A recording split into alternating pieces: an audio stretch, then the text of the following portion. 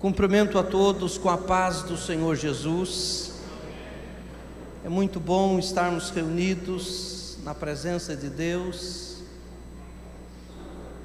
cantando louvores, adorando a Deus. Para isso nós existimos, e também ouvindo a sua palavra, ouvindo a sua voz.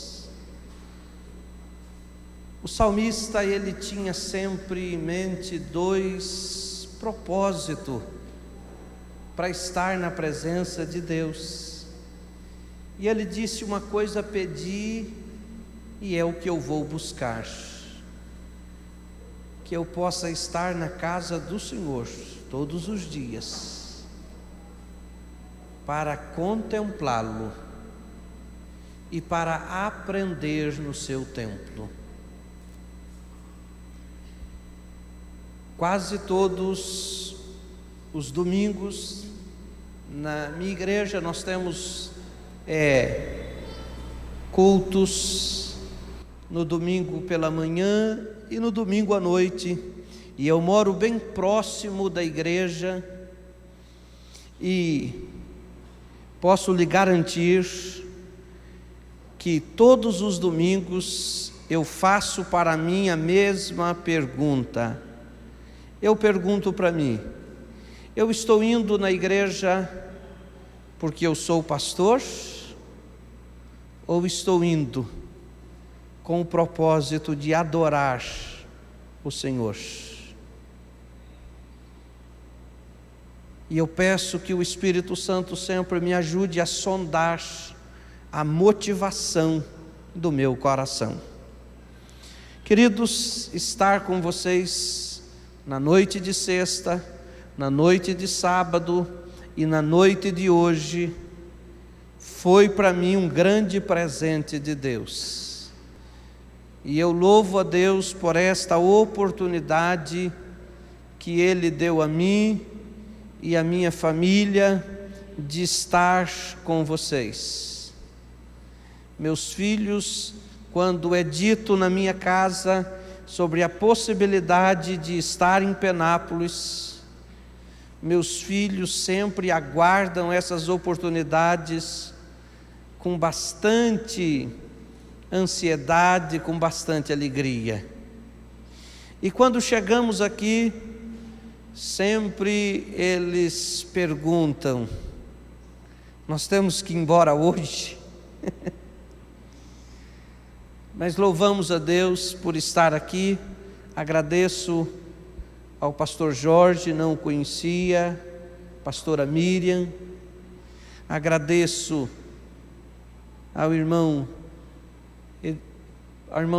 Edenilson, a Lu, que nos ligou convidando para estar com vocês. Queridos, e quando o irmão Edenilson me convidou para estar aqui, ele me disse qual seria o versículo da palavra de Deus que seria usado como tema para este aniversário. E durante a semana eu tive um tempo de estudo, estudei bastante, orei um pouco sobre o que deveria falar, e preparei então uma mensagem baseada no tema. Mas hoje, durante o dia, algumas vezes eu compartilhei com a minha esposa e até com os meus filhos um conflito dentro de mim, porque eu sentia que não era o que eu havia preparado durante a semana para ministrar aqui. E nós então tivemos almoçando com os amigos, e ao retornar para casa onde nós estamos hospedados, eu e a minha esposa tivemos um tempo de oração, e eu compartilhei com ela a direção que o Espírito Santo estava dando, e eu disse: eu estudei a palavra, eu tenho em mente o que vou falar nisso, mas eu sinto muito forte no meu coração o Espírito Santo me conduzindo para outra mensagem, outro texto. E nós então tivemos um tempo de oração. Um dos meus filhos esteve comigo nesse momento de oração, orou comigo sobre isso. E eu quero compartilhar uma mensagem com vocês que há alguns meses Deus tem falado ao meu coração, e eu tenho compartilhado algumas vezes sobre o que Deus tem falado comigo dentro deste texto. E eu convido você então a abrir a sua Bíblia comigo no livro do profeta Abacuque, no capítulo de número 3, no versículo de número 17. Queridos, eu gostaria que a mensagem que vou compartilhar com você nesta noite fique no seu coração, encontre espaço, encontre guarida no teu coração, e que esta palavra não saia tão facilmente do teu coração. Você pode até vir a esquecer o meu nome, eu não me importo que você nem durante a semana ou durante alguns dias, você até esqueça o nome do pregador desta noite. Eu não me importo com isto, mas eu gostaria e peço que o Espírito Santo ajude a mim e ajude a você a termos no coração e a mantermos no coração a palavra do Senhor, que é tão importante para nós, a palavra que nos ajuda tanto, a palavra que nos orienta, a palavra do Senhor que não pode ser apagada ou esquecida no nosso coração. Você pode até vir a esquecer o meu nome, não tem problema, mas você não pode esquecer o nome de Jesus Cristo, pois é no nome de Jesus que nós nos reunimos aqui para celebrar o 5º aniversário do coral Hebron. Este nome, o nome de Jesus, não pode ser esquecido jamais. E por estarmos aqui reunidos no nome de Jesus, é que Ele se faz presente. E Ele se fazendo presente, você pode ter certeza, o Espírito Santo age com muita liberdade. Então nós vamos ler no livro de Abacuque, o profeta, no capítulo de número 3, nós vamos ler a partir do versículo 17. Eu acredito que muitos aqui já tenham ouvido muitas mensagens bíblicas baseadas neste texto. Este é um texto muito conhecido, talvez do livro do profeta Abacuque. Estes sejam os versículos mais conhecidos deste livro, e por esta razão eu penso que você deva ter ouvido algumas mensagens baseadas neste texto. Mas eu creio, a palavra do Senhor se renova, as misericórdias do Senhor se renovam, e eu quero dizer para você que eu creio que, ainda que você já tenha ouvido, hoje uma vez mais Ele falará ao teu coração, e a palavra que Ele libera não volta para Ele vazia, antes cumpre o propósito para o qual ela é liberada. Louvado seja Deus. Eu sei que você está bem acomodado sentado, não me tenha por chato, mas eu vou convidá-lo a se colocar em pé. Depois, enquanto eu vou pregar, você vai sentar, descansar, mas eu vou convidá-lo a nós lermos este texto em pé, sabe? Leia esse texto. Não sei se está sendo projetado a letra no telão, mas eu gostaria que você prestasse muita atenção.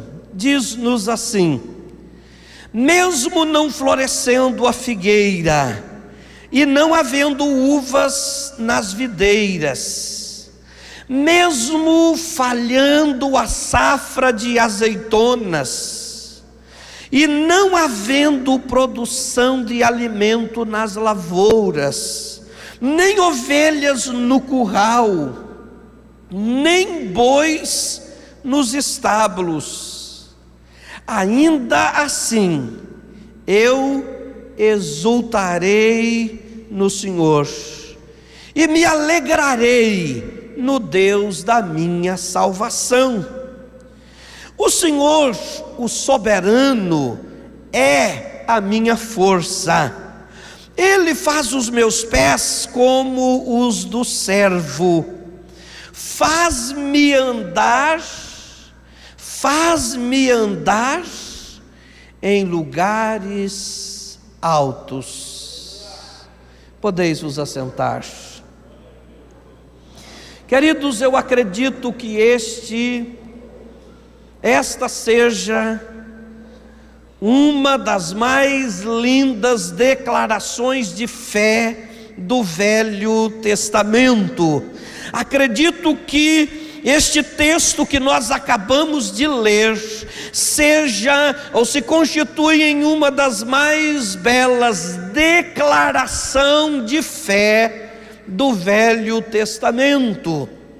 O homem, a pessoa que disse: olha, muitas coisas, ou independente do que me aconteça, independente das coisas que possam acontecer, eu vou me alegrar em Deus,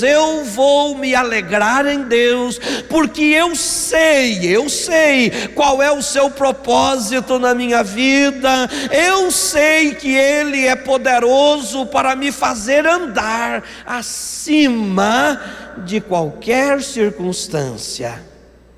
Queridos, a pessoa que fez esta declaração tão linda foi alguém que teve experiências muito profundas com Deus.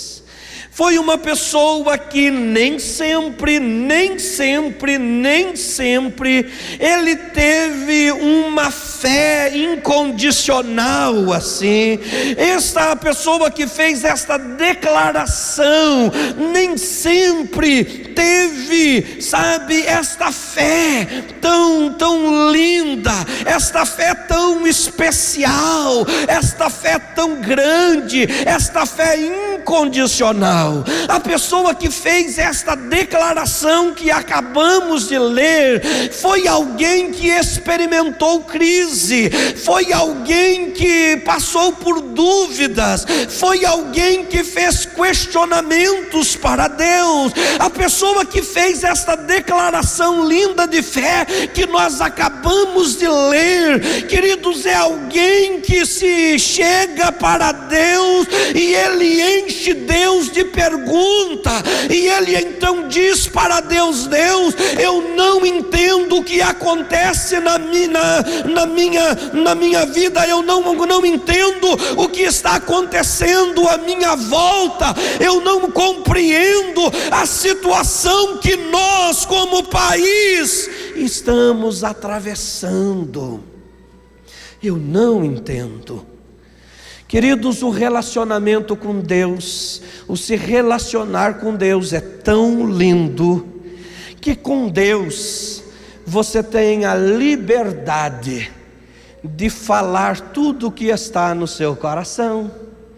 Com Deus você tem a liberdade de expor até mesmo as suas dúvidas.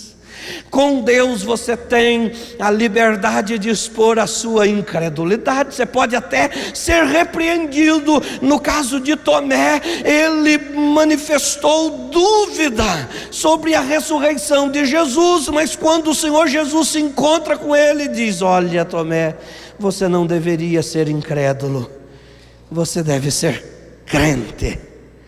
Bem-aventurados são aqueles que não viram, mas creram. Tomé foi repreendido e ele novamente acha o caminho da fé, e ele então tem um relacionamento, tem uma vida depois disso, uma vida de uma história tão linda.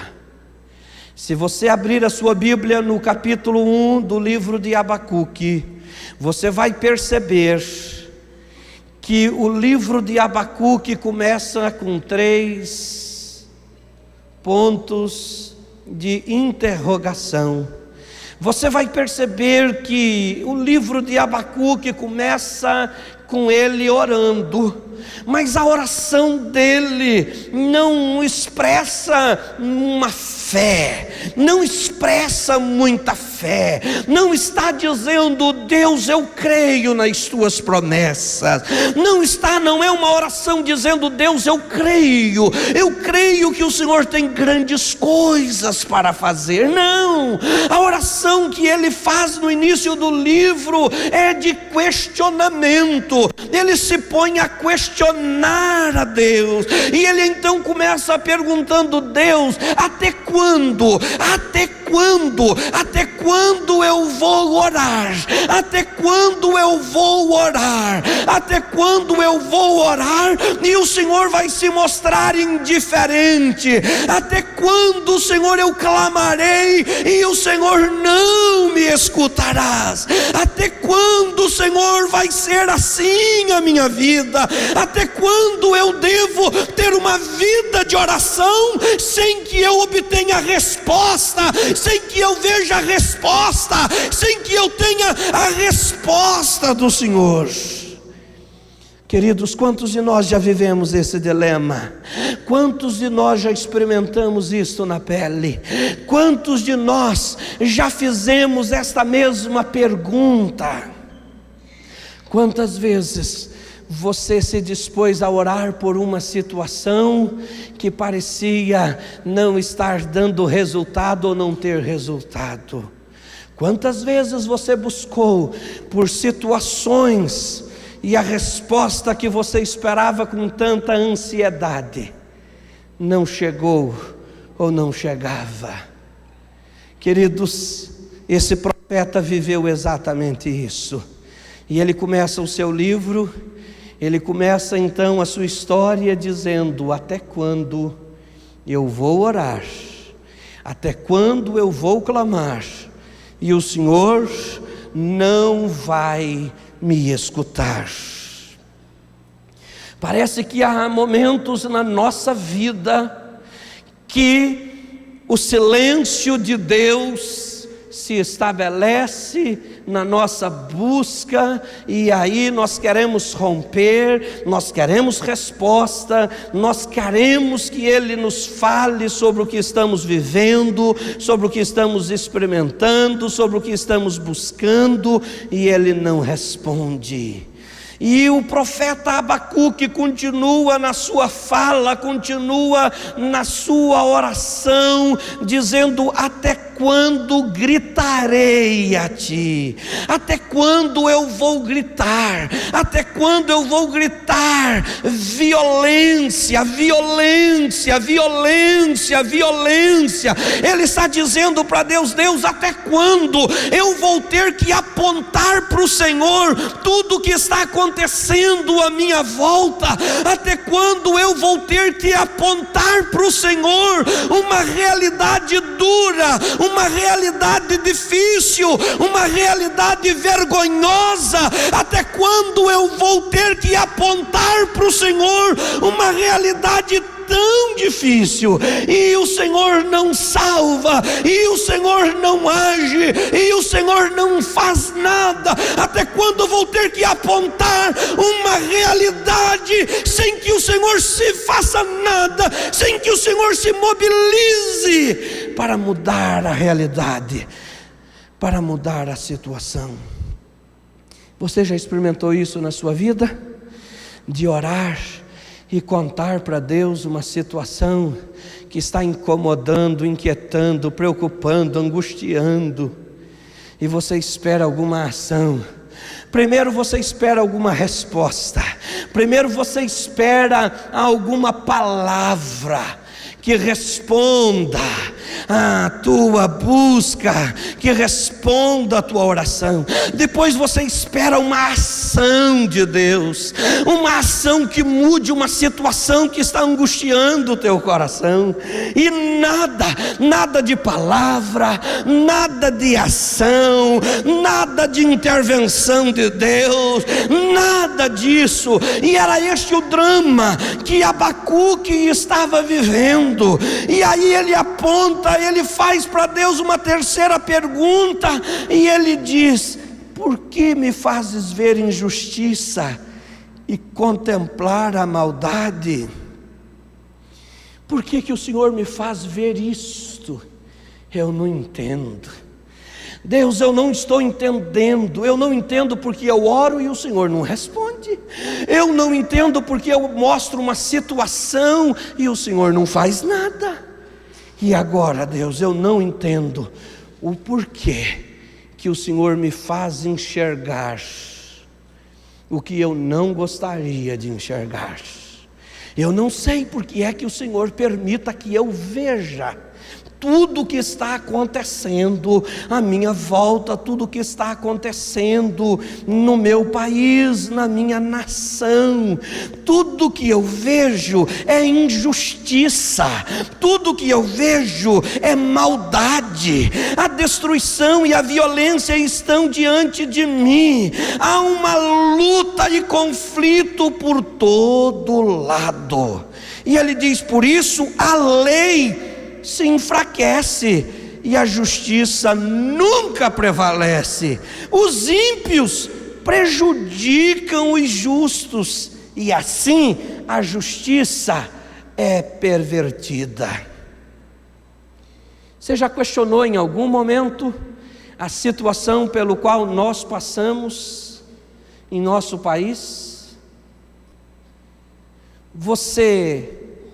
Acredito que de alguma forma você participa. Acredito que de alguma forma você também, há momentos que você se sinta enojado com a situação da política no nosso país.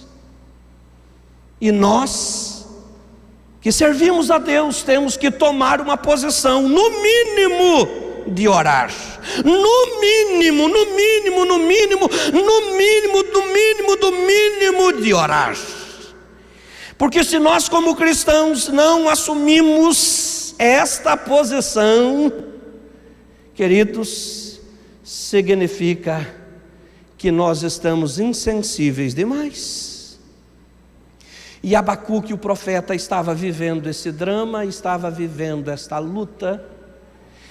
E se não no quadro político, se não no cenário político, talvez você esteja vivendo, talvez você esteja passando por situações dentro da tua casa, no relacionamento familiar, situações desarmoniosas, situações difíceis dentro da tua casa, onde o ambiente se torna quase que, insustentável.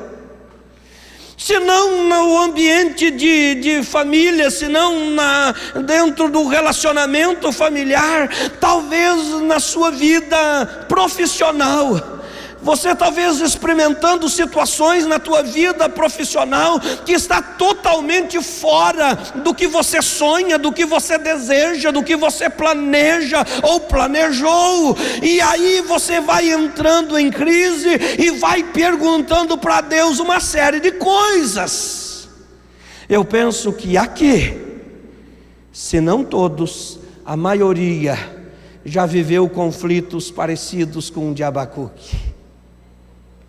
Eu acredito que aqui, pessoas já viveram dramas muito parecidos com este, de achar até que Deus não está te ouvindo, de achar que Deus está indiferente, de achar que Deus não está fazendo nada, e questionando: mas por que eu tenho que ver isso? Por que eu tenho que passar por isso? Por que o Senhor me faz viver isto? Acredito que todos aqui. E aí nós vamos olhar como foi que Abacuque superou, como foi que Abacuque aprendeu, como foi que ele chegou ao nível de fé incondicional, a ponto de dizer: eu aprendi que independente da situação, Deus é Deus, e pronto. Eu aprendi que em qualquer situação Ele é Deus, e eu estou com Ele, nele eu me alegro. A minha alegria não depende da circunstância, a minha alegria não depende da situação, a minha alegria é o Senhor, a minha alegria é Deus, e Deus não se abala pelas situações, Deus não se abala com as circunstâncias, Deus não se abala com a corrupção, Deus não se abala com a infidelidade, Deus não se abala com a frieza, Deus não se abala com a crise de ninguém, Deus não se abala com a dúvida de ninguém, Deus não se abala com a incredulidade de ninguém. Ele é Deus e Ele está sobre toda e qualquer situação. Ele é soberano. Como que Abacuque aprendeu isso, gente? E aí no versículo 5 do capítulo 1, Deus começa a responder. Demora, mas Deus responde. Sabe, demora, mas o silêncio de Deus não dura muito, o silêncio de Deus não dura muito, o silêncio de Deus não dura muito. Uma hora Ele quebra o silêncio, uma hora Ele brada, uma hora Ele responde, uma hora Ele direciona.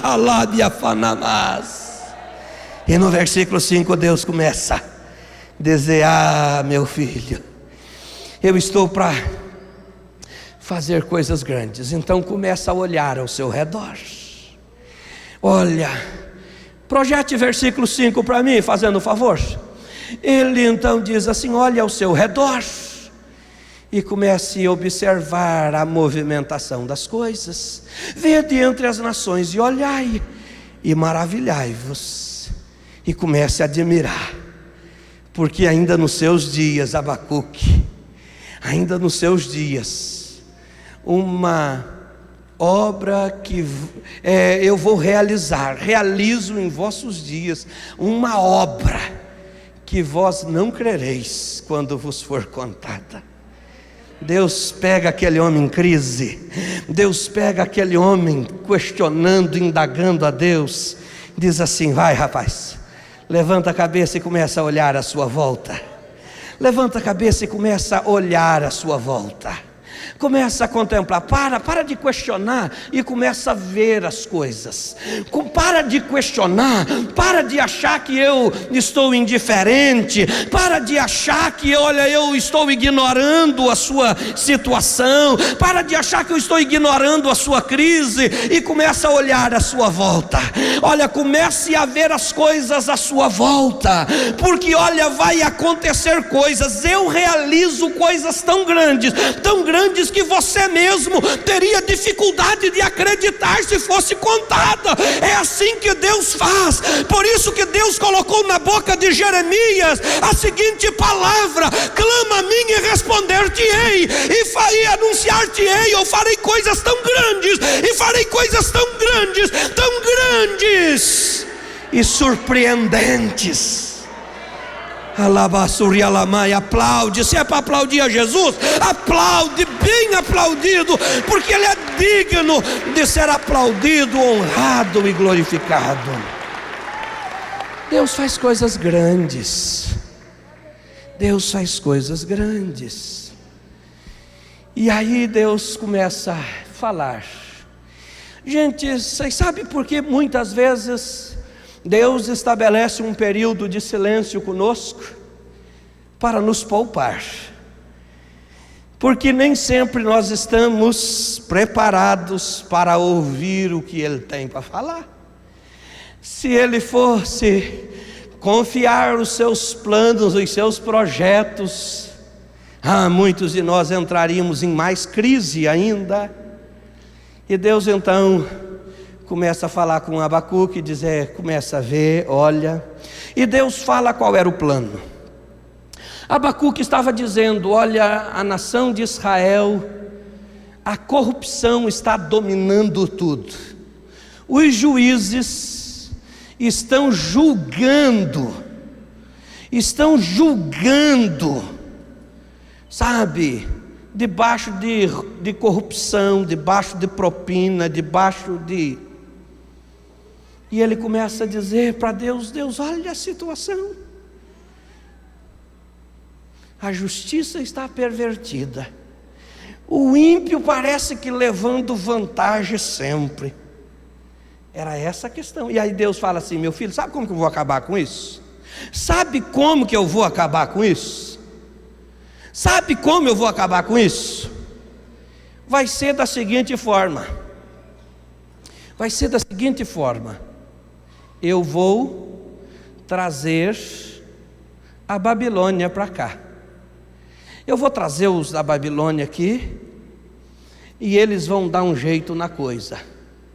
Eles vão colocar ordem no país. Eles vão derrubar esses grandões aí. Eles vão limpar a casa. Esse é o meio que eu vou usar. Como que você acha que Abacuque reagiu com esta palavra? Sabe como ele reagiu? Com muita crise. Ele não entendeu. Ele entrou em crise de novo e ele disse: mas é assim que o Senhor vai fazer? O Senhor vai usar um povo que é pior? O Senhor vai usar uma nação que está pior do que a minha para corrigir a menos pior? Este é o nosso grande problema. Sabe qual que é o nosso grande problema? Quando nós oramos, nós não oramos do jeito certo. Tiago disse que nós oramos e muitas vezes não somos respondidos porque nós não sabemos pedir. Porque na maioria das vezes, nós falamos para Deus o problema e nós estamos ensinando Deus a resolver o nosso problema. É assim. Na nossa oração nós falamos: Deus, o Senhor faz assim, e assim, e assim, e assim. Na minha igreja eu trabalho na área de aconselhamento. Então todos os dias, pela manhã, das 8 ao meio-dia, eu atendo no gabinete pastoral, outros pastores também. E me chama a atenção, já tive algumas experiências de pessoas que nos procuram no gabinete pastoral. Elas contam a luta delas, o problema que elas estão passando, e nós ouvimos. Mas na hora de nós entrarmos com a palavra e aconselharmos, elas não deixam. Elas começam a contar a solução, e elas começam a falar: mas se fizer assim, e aí eu fico só escutando. E eu digo: a pessoa sabe qual é o problema, a pessoa sabe como resolve o problema, e eu não sei por que ela veio buscar aconselhamento. Muitas vezes esse é o nosso comportamento com Deus. Falamos para Deus: Deus, o problema é esse, e o Senhor não vai fazer nada? E aí Deus diz: eu vou fazer. E quando Deus diz eu vou fazer, nós não aceitamos a maneira que Ele faz, nós não aceitamos a maneira que Ele trabalha, e nós começamos a questionar. Olha para quem está do teu lado e eu vou pedir a tua ajuda. Vou pedir que você olhe sorrindo e diga para ela: ore confiando que Deus tem a melhor maneira para agir. Eu estou aprendendo, eu tenho aprendido isso com Abacuque. Essa palavra já vem falando comigo há alguns meses. E aí quando ele diz: Deus, eu não aceito esse modo do Senhor agir. E Deus então, o capítulo 1 é esse dilema. Se você pegar o capítulo 1, você vai ver ele falando, Deus respondendo, e ele falando de novo, e isso não se resolve. Mas o que você faz quando você fala para Deus, e Deus responde, e a resposta de Deus não te contenta, e a resposta de Deus não te satisfaz, e a resposta de Deus parece que não é suficiente, e aí você fica nesse dilema. O que você deve fazer? Devemos fazer exatamente o que o Abacuque fez. Abacuque, ele disse assim: eu agora vou silenciar a minha boquinha. Eu agora não vou brigar com Deus. Eu agora não vou ficar alimentando a minha crise. Eu agora não vou ficar falando besteira. Não. Coloque o capítulo 2, versículo de número 1. O profeta Abacuque diz assim: olha, eu vou ficar na minha guarda. Eu vou ficar, sobre a minha guarda estarei, e sobre a fortaleza me apresentarei, e vigiarei para ver o que fala comigo, e o que eu responderei quando for perguntado. Eu vou ficar de guarda. Eu agora vou ficar em vigilância total. Eu agora vou ficar, olha, no meu posto de vigia, e eu vou ficar aguardando, eu vou ficar esperando qual é o plano final. Eu vou ver qual é o projeto final. Eu vou estar atento. Eu não vou ser precipitado nas minhas respostas. Eu não vou ser precipitado nos meus pensamentos. Eu não vou ser precipitado nas minhas conclusões. Este tem sido o nosso grande mal. Nós somos precipitados. Não deixamos Deus fazer como Ele quer fazer. Nós queremos interferir. Nós queremos, queridos, nós temos a facilidade de não aceitar o modo de Deus agir. E sendo assim, a nossa crise nunca vai ser resolvida. Nós nunca vamos sair da crise. Nós nunca vamos crescer em fé. Nós nunca vamos crescer em experiência pessoal com Deus. Ah, queridos, Deus sabe como trabalhar. Eu tenho 3 lindos filhos. Vocês viram aqui. Não sou o modelo de pai ideal, mas esses meus filhos nunca, em nenhuma casa, em nenhum supermercado, em nenhum shopping, fizeram manha. Nenhum deles. Por uma única razão. O meu acordo é: se fazer manha, o que está difícil de conquistar vai ser mais difícil ainda. É assim. Pediu, não posso. Se fazer manha, ainda que eu venha poder, sei lá se está certo assim, eu não vou fazer. Tá bom? Se está certo o negócio de conjugação aí. Mas é assim que funciona. Deus sabe como trabalhar as nossas crises, as nossas manhas. Agora eu preciso me submeter e falar: Deus, me ensina. Eu tenho batido numa tecla na minha igreja sobre termos um coração ensinável. Toda terça-feira nós temos um culto de líderes, e eu tenho batido nesta tecla sobre termos um coração ensinável. E há 15 dias atrás, eu disse para ele: sabe como que nós identificamos que temos um coração ensinável? Quando nós ouvimos os outros, quando nós consideramos a sugestão, a ideia dos outros, no sentido de, sabe, sem nos precipitarmos numa posição e dizer: você não sabe nada. E é fácil identificar quando não temos um coração ensinável. É quando eu passo a demonstrar que eu sei tudo. eu sei tudo, eu sou o sabidão. Eu tive a experiência de trabalhar com uma pessoa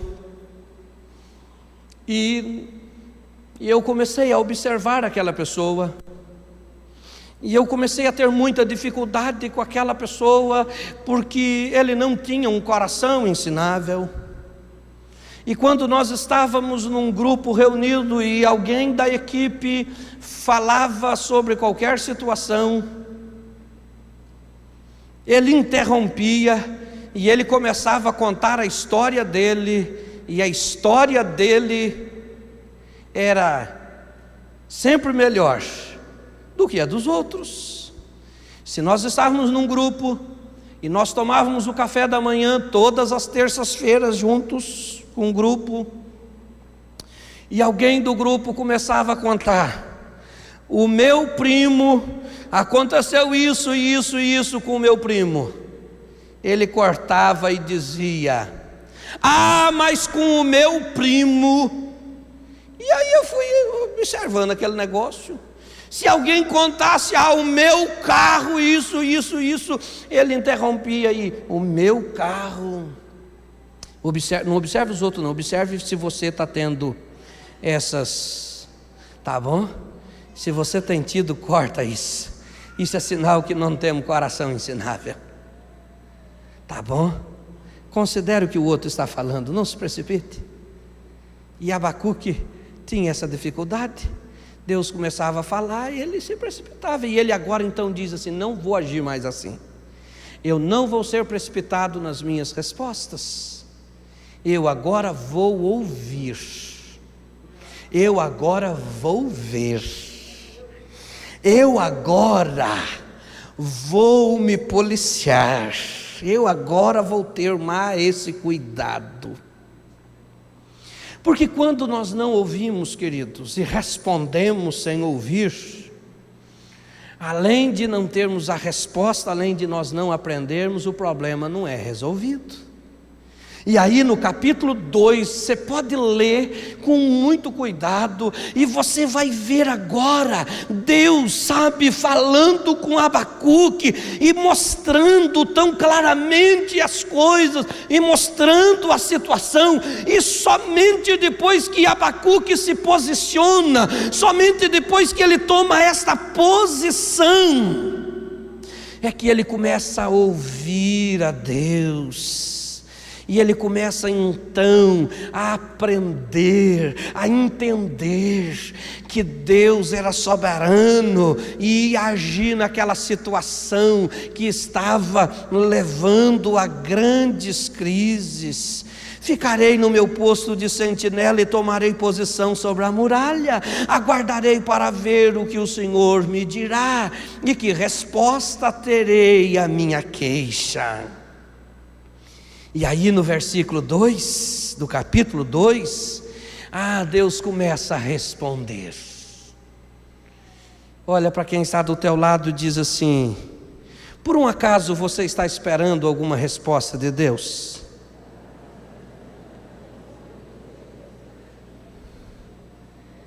Agora, ajude ele, falando assim: aquiete o seu coração primeiro.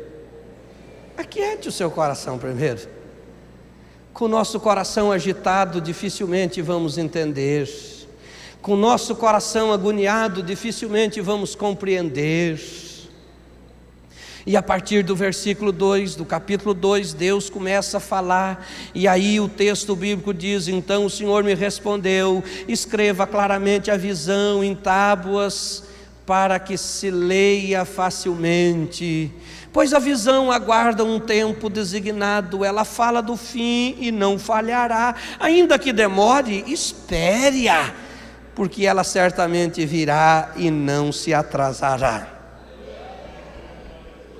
Eu não sei quantas pessoas aqui, mas muita gente tem sofrido com um mal chamado ansiedade. Somos ansiosos, extremamente ansiosos. sabe? Somos ansiosos. E por sermos ansiosos, então, nós dificultamos as coisas. E aí, quando nós entendemos que precisamos aquietar o coração e silenciarmos, aí nós vamos vendo a orientação de Deus, a resposta de Deus, a direção de Deus. E aí Deus começa a falar: eu vou te mostrar coisas, e você tem que tornar notório o que eu vou mostrar. E tudo que eu vou mostrar para você vai ter um tempo para se cumprir, mas eu te garanto, ainda que demore um pouco, tudo que eu disser vai acontecer, tudo que eu falar vai acontecer. Deus está dizendo assim: olha, não fique ansioso. É assim, sabe? É assim, pastora Miriam, que Deus fala assim: não fica ansioso, não fica ansioso. Se tiver que esperar, você espere.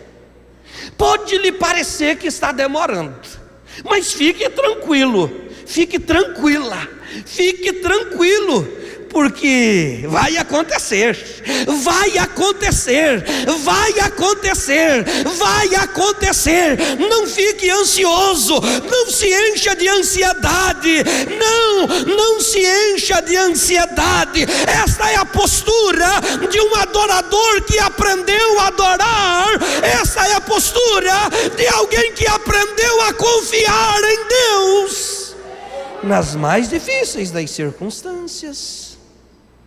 E aí, queridos, o profeta Abacuque tem toda esta experiência no capítulo de número 2. E ele então tem visões, ele ouve a voz do Senhor, e ele então aprende tanto com tudo que Deus falou com ele no capítulo de número 2. E Deus fala claramente.